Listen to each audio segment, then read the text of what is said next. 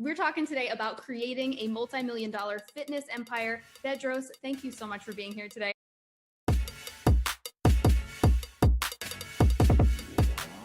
For those people who are maybe not familiar with you and your story, you've been in entrepreneurship for like 20 years, right? Yeah, exactly. Just over 20 years now, about 21 years. And it's been a hell of a journey. And what I love most about it is just when you think you've learned it all, it will teach you another lesson. Over those years, what has been the changes that you've seen? How has the landscape changed? Wow. Well, the biggest change that I've seen over those years is people used to buy what you do. Now people buy who you are. And what I mean by that is, at the end of the day, there's a lot of marketing coaches out there. But if someone's a marketing coach or a fitness coach for that matter, listen, we all know that you can get someone in shape. We all know that you can get them to eat right and you can motivate them to go to the gym and work out. But does the person like you? Do they think that you are credible? Do they like your personality and what you stand for? If so, they're likely to do business with you versus the competition. So these days, it really is all about who you are and not so much what you do anymore. Yeah, there's so much saturation in the market. So you've got to connect with people and really build that deeper relationship. For you, you started in supplements, I heard you were saying, and I have a lot of people in my tribe, in my audience, who are with network marketing companies or who sell supplements. And I would love to hear from you what your take on supplements is in today's market. Yeah, in today's market, supplements are great, right? Yeah, so people always ask me, hey man, what's your take on supplements? Because I heard you failed selling supplements. Yeah, well, when you try and build a website in 1997, pre-Google, pre-Facebook, pre any of that stuff. Yeah. So I had a website called totalmuscle.com, and the whole idea was that I would buy supplements for cheap from a company called Europa, and they are distributors for like all the major supplement stores that, around town. That I would buy the supplements, and instead of having a storefront, I would sell them on the internet and ship them out to you. Basically what bodybuilding.com does today. The difference is there was, like I said, no Facebook, no YouTube, no Instagram, no way to market myself. So I had these supplements expire. And every time supplements expire, you have to get rid of them. You can't sell them. So I would get rid of supplements. I'd buy more. I'd max out my credit cards. I'd sell a few, but most would expire. I'd throw it away again. And before I knew it, I ended up homeless because the last amount of money I was going to use to pay for my rent in my apartment, I ended up buying more supplements and it didn't sell. And so, yes, the supplement industry didn't work in the past because the internet hadn't caught up to my vision of what I was going to do on the internet. Today, holy smoke, supplement companies are kicking ass, and rightfully so, because there's so many platforms to promote it on. Absolutely. Would you say that was your biggest entrepreneur failure? To date, financially, it wasn't. As far as how it felt like it was the end of the world because it was my first entrepreneur failure, right, in 1997. However, the biggest financial failure I had was when I was in a debt of $126,000. I was broke. My wife was pregnant with our child. I had just bought in a house and we're barely paying our mortgage. And the guy that I owed $126,000 to, he loaned me money to create a software program called High Tech Trainer, which ultimately ended up doing well. But he had what he called a come to Jesus talk with me. And I didn't even know what that term meant. And he said, hey, we're going to have a come to Jesus talk. And I said, what tell me more. Yeah. He goes, well, you owe me $126,000. Every month you tell me that you just need a little bit more money. We're about to have the big breakthrough. And the coffers have dried up and you owe me the money. So you could either give me the business and you can be my employee, or you got to start paying me today with 8% interest. And that day I had a tough decision to make. Do I stay an entrepreneur like I think I'm meant to be?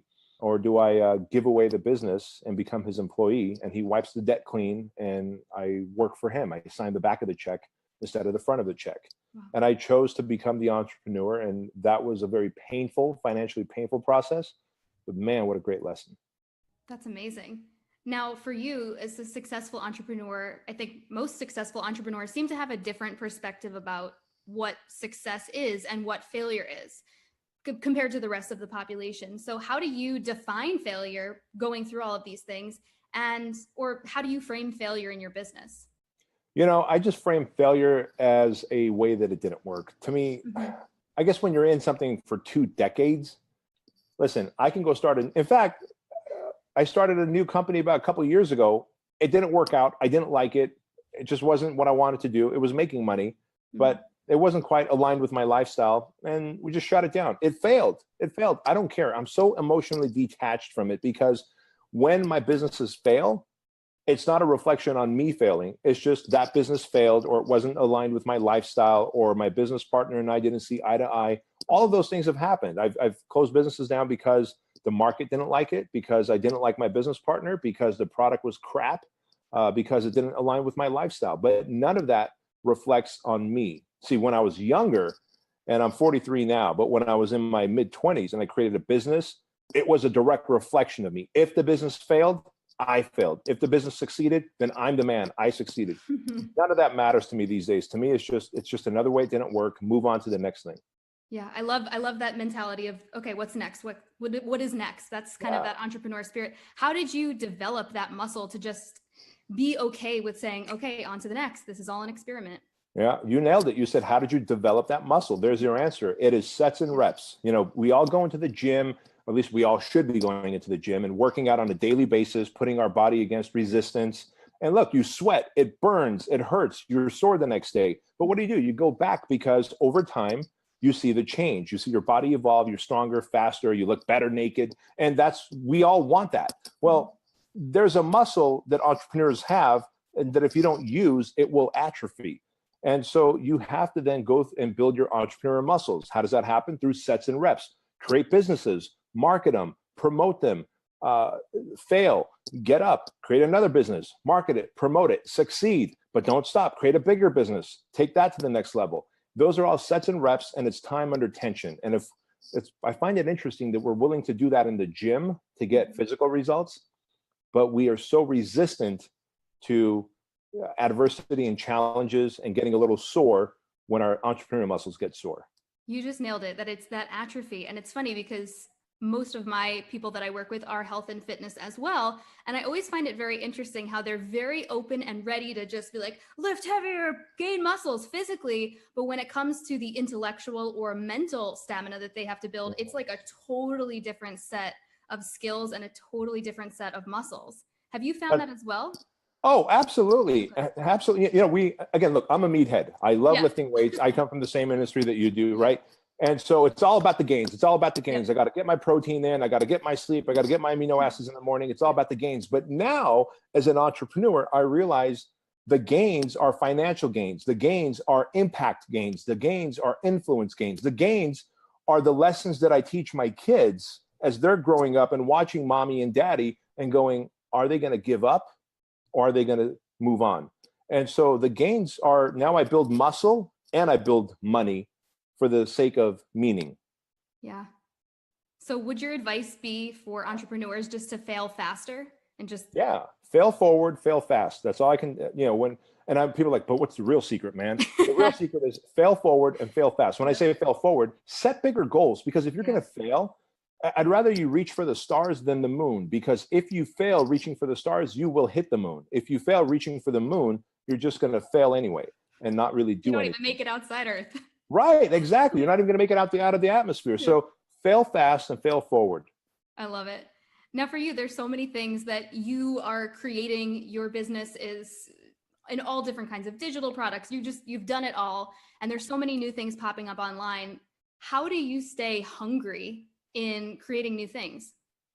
Well, I stay hungry in creating new things. And people always say, when you have, except we have over 540 franchise locations now, and I've got over 1,000 private coaching clients, and I have equity in 12 different businesses. And none of this is to brag. All of this is to say, people will go, when you make all that money and you have all those clients and you have 50 people working with you, how do you stay hungry?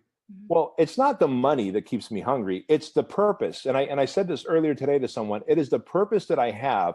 And I've got a gift. And I believe everybody on this planet has a gift. But it's up to you to develop that gift and make it your purpose. Just like a German Shepherd dog.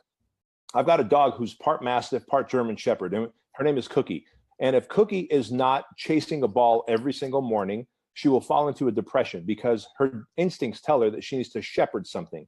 And so it's my job as her master to take her out there, play with her every day, give her love, show consistency, because she feels she has a purpose. As humans, we have a purpose too. The only problem is we think that we can just avoid and ignore our purpose and somehow be happy just by getting likes and comments and shares on social media. And we get so offended when someone unfollows us or maybe leaves a negative comment. Who gives a shit? Yeah. Go out there and live your purpose, develop your gift, and you will be happier than ever. So for me, it's not about money. What drives me, what keeps me hungry is my purpose. And I know that at the moment I stop living my purpose is a moment that I will fall into a depression, just like my dog does. Amen. And it's funny because I was watching a lot of different content that you've put out there. And one thing that I really admire about you is that you are so humble and transparent and authentic in your message. How do you stay so open and coachable, even with all the success? Not that someone shouldn't be, but there are a lot of people that aren't. And I would like to bring some awareness to this and hear your take on it. Yeah, you know what? I appreciate you saying that. And then again, just to reiterate for the people watching, you said, gee, you're so humble and open and transparent and authentic. And I appreciate all of that. But to me, that's just how my dad raised me. If I wasn't humble, if I didn't open the door for my sister and my mom, I would get backhand. I'm not saying that people should go around backhand. My dad, he comes from the old world where he's a former communist. He has a little rough edge around him. And, but I learned very quickly that you can't judge a person by their income. You judge them by their character. And my dad always told me that because you never know who, especially in this country, you can see Mark Zuckerberg, who's walking around in jeans and a t-shirt and torn up tennis shoes. And you could write him off and not realize that was Mark Zuckerberg, probably one of the most richest men on the planet. And so, I don't know, my father just taught me that. I wish I could say there's something magical about being humble and I could pass it on. My dad would just kick my ass if I wasn't humble, if I didn't serve, if I didn't open doors. He said, you got to be a modern day knight. And if you're not, you're going to get an ass whooping. And so that's how I raise my kids, minus the ass whooping. Yeah. You just lead by example. That's it. And so now I just lead by example, and I teach my son to be a modern day knight. And my daughter, we go on dates every Thursday. My wife and I go on dates on Wednesdays, and my daughter and I go on a date on Thursdays. And I open the door for her, and I tell her that, hey, baby girl, we mommy and I hold hands when we're on a date. And if the boy doesn't open a door for you, and if he wants to do more than just hold your hands, you just turn right back around. You come to daddy, and daddy will kick his ass. And that's how you raise kids. So I don't know what else to say, and I'm very transparent in that way. And I do have my critics, and I'm okay with that. Yeah, this is like parenting goals. So do you get a lot of trolls? I do. You can't be this polarizing. Yeah. And not have trolls, but that's okay. I welcome trolls, and I welcome fans and clients, and I love them all. I love it. And with this transparency and just openness that you have in your personal brand and with your marketing, how do you feel that that's impacted your business? Oh, dude, I think the fact that I'm transparent and say what's on my mind has helped me scale faster than any one specific marketing lesson. So if someone's like, hey, B, what's the number one marketing lesson you can teach me? It's be open, honest, and transparent, because people can read through bullshit. They can read through bullshit on video, in your sales letter, in your email, on a podcast, in person. Right. And so, listen, English is a second language for me. From time to time, I do have to fish for words. I'm not apologetic about it.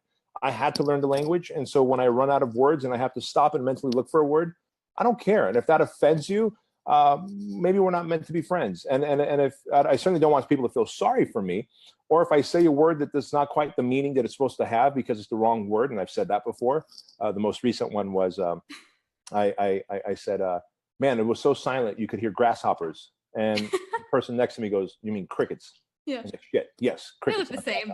Yeah, exactly, right? But that's, as a foreigner, those are the things I do. But sometimes when I say that on a YouTube video or whatever, the trolls just start listening, lighting me up. I don't give a shit. Yeah. It doesn't bother me. Yeah.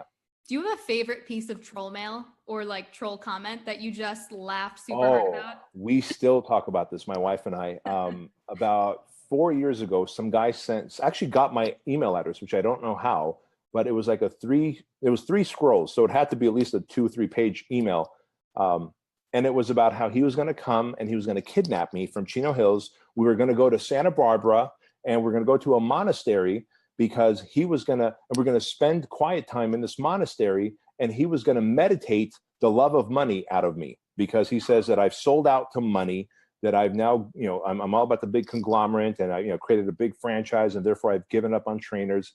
which is far from the truth. The way I look at it is the more trainers I can help and the bigger I can build my empire, the more people's lives I change through health and fitness. But he didn't see it that way, and that's okay. And so really, it was so eerie. And he had almost like a timeline. We're going to do this for 3 days. And by day 3, I was going to be an evolved man. And at that point, he'd give me permission to talk. And super methodical. Yeah, we sent that over to the Chino Hills Police Department. And that was the end of that. Wow. Okay. That takes the cake. No one's ever asked me a question like that. That was a really good question. Oh, yeah. I'm so glad. That was a great answer. I always enjoy hearing the weird Well, I'm curious. stuff. Do you have troll mail? Like your favorite troll mail that you've gotten? Do you get troll mail? Maybe you don't. I get some troll mail. The other day I had one that was pretty fun on one of my live videos. I get stuff about my eyebrows a lot because they're very full. So I got one the other day of somebody saying, "Oh my God, can I please just wax your eyebrows?" And then another one like the day after saying, it was they put a GIF, like one of those little memes of this like old gentleman with literally eyebrows the size of my palm. And it was just a GIF of the eyebrows wiggling, and it was like, "This is all I see." Oh my God! You know what? I laughed so hard. I was like, "This is the best thing ever." I was going to ask, do you see the humor in it now? Because I just see humor in all that kind I of do. shit. I think in the beginning of entrepreneurship, I would have freaked out, and now I was like, "Yeah, I've made it. I've got trolls. This is the best." Like if people are really spending their time coming to write on your stuff, especially something like that, what you had, a 3-page email, you're like, okay, I'm doing something right. Doing something right. Good on you. Yeah, exactly. Now I was hearing a little bit about your story earlier that you've had some crazy experiences with a near-death experience. Well, what I thought was a near-death What you thought, yes, to clarify, what you yeah. thought was a near-death experience. And I would love to just hear from you. How did that impact the way that you conduct yourself in business? Well, that near-death experience, which I'll talk about in a second, has led me to writing a book and actually changed my life. So this happened in 2014. So I want you to picture a house and then picture a backyard pool and then picture on the other side of the backyard pool. So across the pool deck, it's a detached garage. So my garage is not part of my house, it's separate. And above the garage is a guest house. And I keep my drum set there. And so what I do on Sunday nights typically is I'll go and I'll drum. My son plays the guitar and I'll drum and we'll just jam, right? And I drum best when I'm barefoot. So I had taken my tennis shoes off. And then I guess apparently when we got done drumming, I came downstairs barefoot. So Monday morning comes and I'm looking for my tennis shoes and get to go to work. Well, I was going to go to the gym and then go to the office. And I go, dang, I don't have my shoes. That's right. I left them at the guest house. I walk to the guest house, go upstairs. As I bend over to pick up my tennis shoes, my throat closes up and my arms start to tingle. I get tunnel vision. My heart's racing. I'm hearing the sloshing sound. Like I can hear my heartbeat speeding up in my ears. I go, holy shit, I'm 38 years old and I'm about to have a heart attack. I'm having a heart attack. You know, you hear about like people's arms tingle and I'm like, this is weird. Both my arms are tingling. Well, who knows? Maybe I'm having an advanced heart attack for all I know, right? I don't know. But all I can think of that moment is I got to get myself out there to the main house, get my wife to help me, call the ambulance. And even worst case scenario, if I die on the pool deck, at least they'll find me before I'm bloated later tonight. Because I didn't want the last thing my wife and kids to see is like a bloated father and husband, right? I don't know why I go down this dark rabbit hole. They're going to find me bloated and they're going to be Well, you're visual. You see the visual of I this. am. Yeah. I really appreciate am. that. Okay, good. And so, of course, as I start stumbling down the staircase in a panic, I don't know, maybe I got some fresh air, and man, I'm fine. My hearing is fine. My tunnel vision went away. My heart's not racing. I go, you know what? I don't know what this was, but I'm good. So I went to the gym, worked out. Later that night, you know, when I get home from the office, I tell my wife, like, hey, this is what happened. She goes, you're an idiot, man. We got to go to the doctor tomorrow. So we went to the doctor. They do the whole EKG test. I thought I'd had a heart attack. It turns out it was a massive anxiety attack, and I had never had one before. And so I didn't know what to compare it against. And so in that moment, as the doctor's explaining, you have too much stress in your life, and if you keep this up, you are going to have a heart attack. Best case scenario, you'll be in the hospital. Worst case scenario, you'll be dead. I said 5 words to myself, and it was, it's time to man up. Those 5 words. And so I manned up and I had a tough conversation with my business partner who was just, he would I would just get anxiety and feel overwhelmed when he was around. He was a good person. He was just a bad business partner. You know, nothing personal against him. I had the tough talks with my friends that I had to part ways with, who were just negative in their mindset and in their actions, and, you know, led me to wanting to drink more and hang out more late at night. You can't do that when you're an entrepreneur. You have to give some certain things up. Yeah. Employees that I had who were toxic and corrosive to my business, I had to part ways with them. I had to become a great leader. I had to have clarity of vision for my business, which I never had. And I had to build a team of high performers around me, and not just employees who clock in and clock out. Mm-hmm. So from 2014 to 2016, I spent 2 years becoming the best version of myself, getting disciplined, structured, not hitting the snooze button anymore. Finally cleaned up my diet, because I was that guy who would always out-train my bad diet because I'm strong and I could do that. But, you know, you can't keep doing that as you get in your 40s, and then later on if I get in my 50s, 60s, and so on. So I became more disciplined, more structured, became a great leader, an effective leader.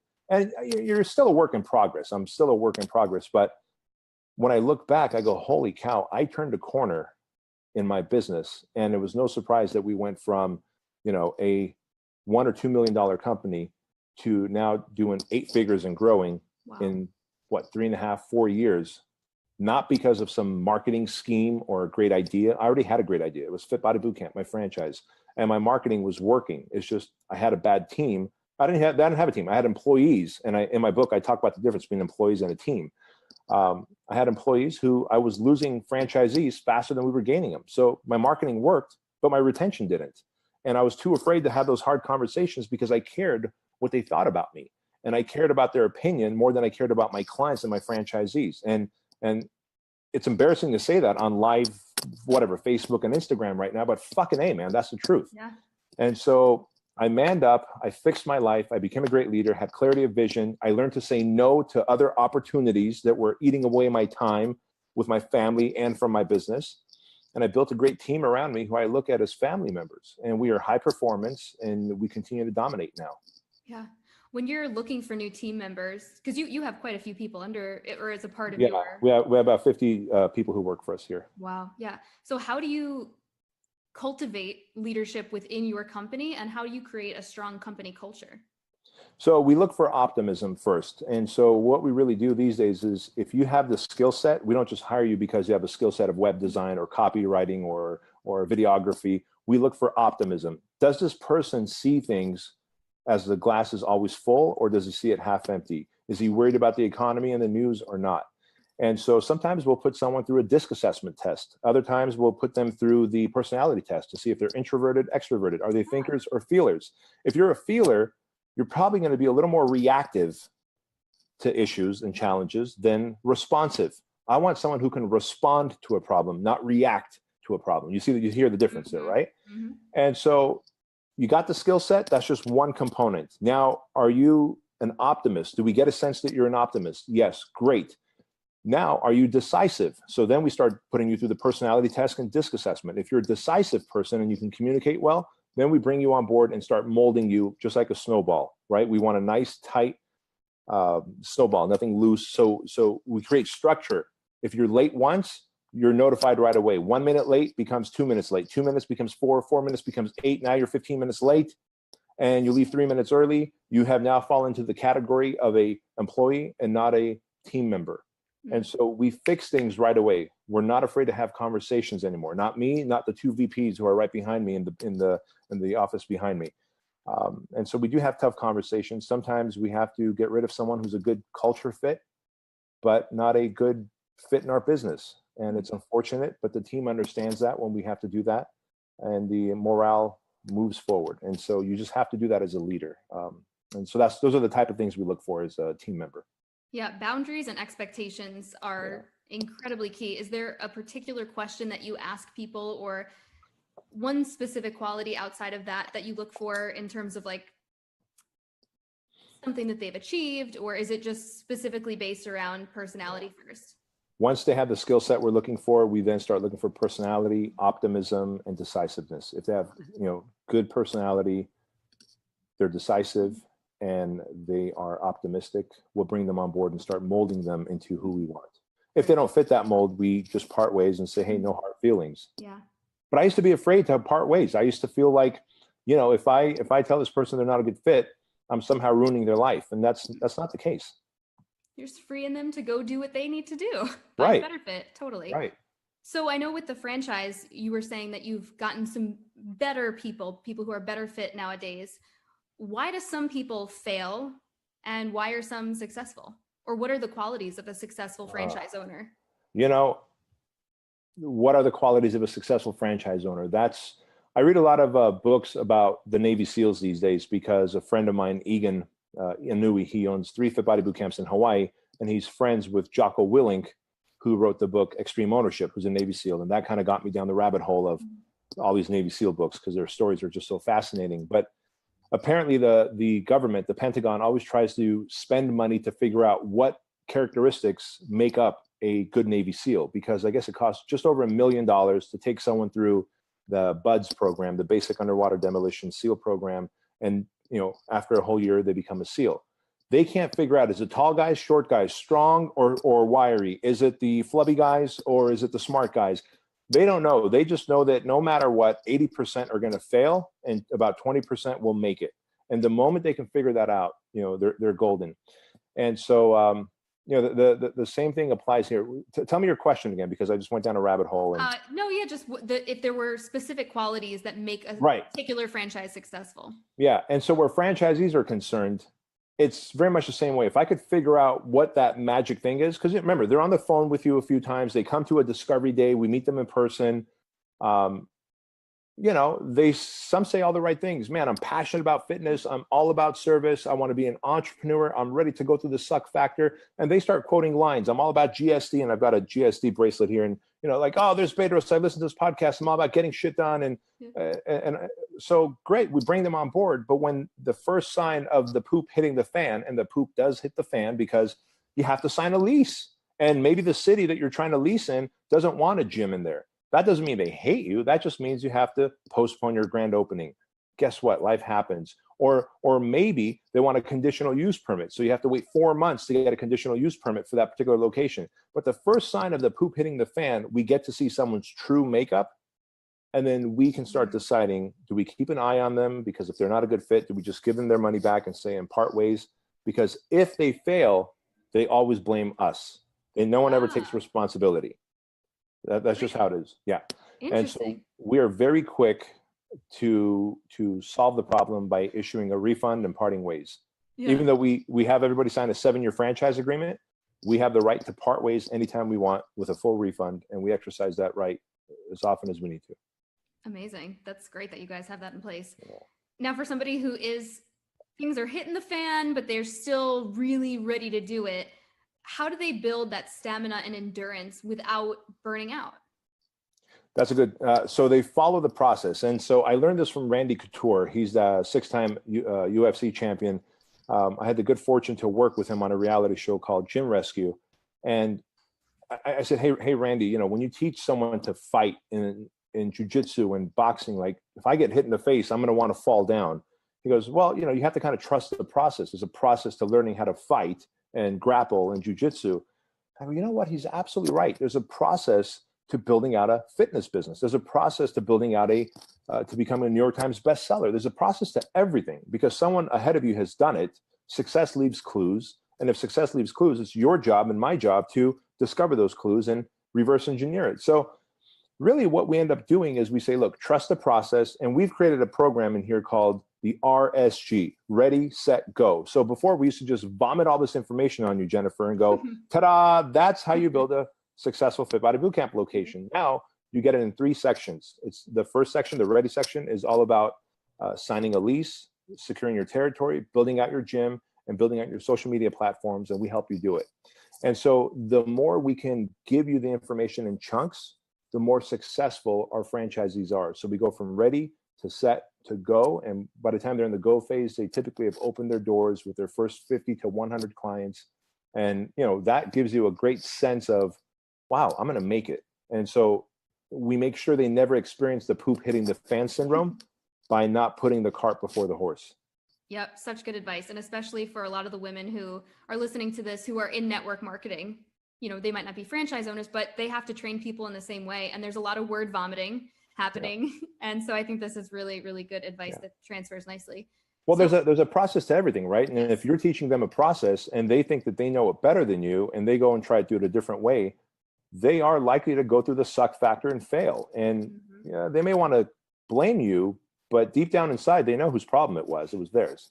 Yep, absolutely.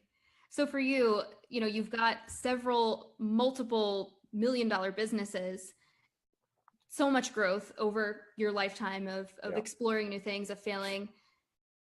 What do you discover each time you kind of level up? And do you have like a most profound moment of growth? Oh man.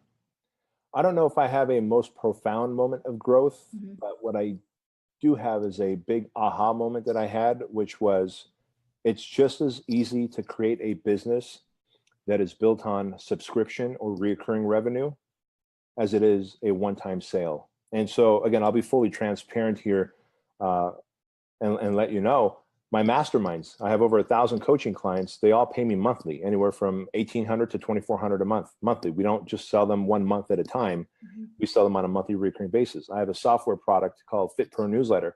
We have over 4,000 personal trainers who pay us $69 a month, just like Netflix, month to month, right? I have a online coaching program called Fitness Business Ignition, $99 a month. We have hundreds of entrepreneurs using that. Reoccurring. My franchise has a reoccurring monthly franchise fee. It's just as easy when you win someone's trust and confidence to extract, and I'm going to use the word extract so that it's profound and it burns, it sears into someone's mind, to extract a monthly reoccurring basis money as it is a one-time sale. In exchange, you always extract money in exchange for value. So if I tell you, Jennifer, I'm going to ask you for $1, but I'm not going to ask you for $1 every month. I'm just going to take it out of I'm going to ask you for permission to let me take it out of your account every month. But in exchange for that $1 that I take out automatically on the first of every month at midnight, I'm going to put $10 back in. Do you have any objections to that? You probably don't. Right? And so that's exactly how recurring income works. The problem is people figure out the recurring part, but they forget to over deliver the service or the value. And then when you get a customer complaint or you have the Federal Trade Commission breathing down your neck or the IRS or whatever governmental agency, they go, well, I wonder how this happened. Well, you got to over deliver the service. So for me, the big profound thing is for any entrepreneur watching, build a recurring revenue income stream. There's nothing better than waking up on the first of every month knowing that if I sold nothing this month, I'm bringing in 8 figures. There's nothing more satisfying than that. Sounds good to me. Right? Yeah. Yeah. Well, I'll ask you one last question. When it comes to creating this kind of membership or pay monthly service, how are you able to over deliver and constantly be creating content to fill all of these different areas? Yeah, well, sometimes it's not even content. Sometimes it's a done for you service. And so, if you're teaching network marketing, rather than teaching them how to do it, would people want to pay you more and on a recurring basis if you did it for them? Now, I don't know if there's a done for you version. I'm just saying if you did it for them. With our franchise, we used to teach them how to market, but if they didn't go out and market, they're not going to want to pay us on a recurring basis. Now that we build their website, we build their funnels, we run their ads for them, we send them the leads automatically, the marketing is automatic. If we're giving you more money than you're giving us every month, you'll just keep doing it. So it's not always about creating more content. Sometimes it's making the content that you have done for you, automated, easier to understand, easier to digest, and evolving with that. And so most of the time people say, well, do I need to create content every single month? Not really.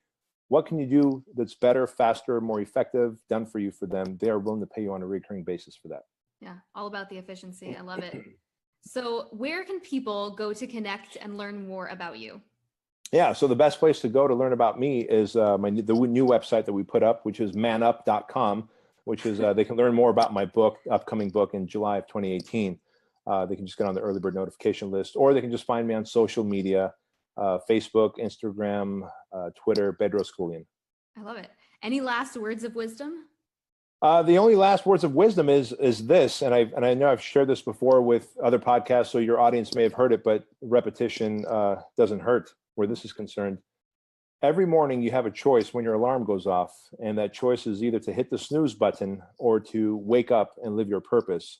And people think that, just 10 more minutes of extra sleep is not a big deal, Bedros. Why do you get so passionate about this? It's not the 10 minutes of extra sleep that I'm worried about. It's that when your first act of the day is hitting snooze, you've made a conscious decision that 10 more minutes of interrupted sleep has greater value to me than getting up and dominating my path. And so if that's the first decision you've made of the day, the rest of the day is going to be stacked against you. And so if your audience, if the people watching this would just not hit that doggone snooze button and just wake up when their alarm goes off, I would be a happy camper. I love it. And it's so true. There's room at the top.